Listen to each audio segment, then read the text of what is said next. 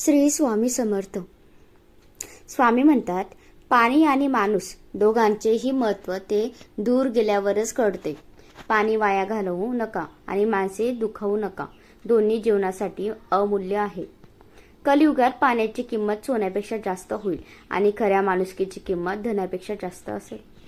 पाणी जपा, नाती जपा, कारण एक तहान भागवते आणि दुसरे जीवन. पाणी जसे खाली वाहते म्हणून सर्वांना जीवन देते, तसेच नम्र माणूस सर्वांच्या हृदयात स्थान मिळवतो.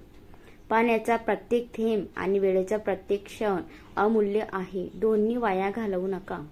पाणी स्वच्छ असेल तर त्यात आपले प्रतिबिंब दिसते, पण मन स्वच्छ असेल तर त्यात परमेश्वर दिसतो.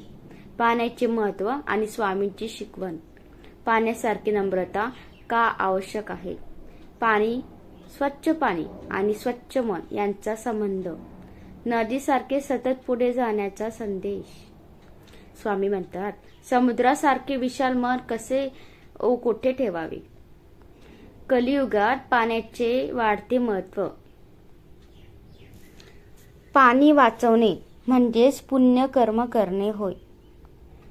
पाणी म्हणजे राग, द्वेष आणि अहंकार धुवून टाकणारे प्रेम आहे.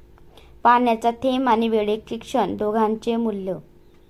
पाणी नसेल तर जीवन नसते आणि सद्गुरूंची कृपा नसती तर जीवनाला दिशा नसते. आज आपण जाणून घेणार आहोत पाण्याचे दूढ महत्त्व आणि स्वामी समर्थांनी दिलेल्या जीवनाचा अमूल्य संदेश. पाण्यासारखे निर्मळ व्हा, नदीसारखे वाहत राहा आणि समुद्रासारखे विशाल मन ठेवा.